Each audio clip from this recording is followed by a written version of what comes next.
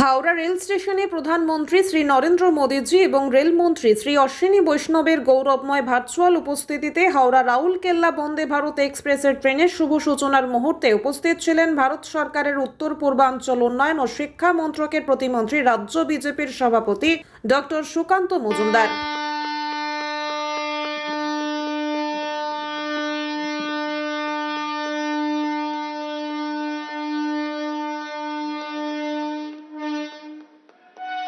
हरी झंडी दिखाते ही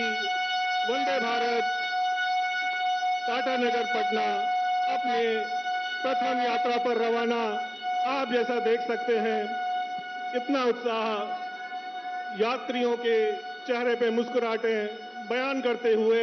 यहाँ पे उपस्थित अतिथियों की उत्साह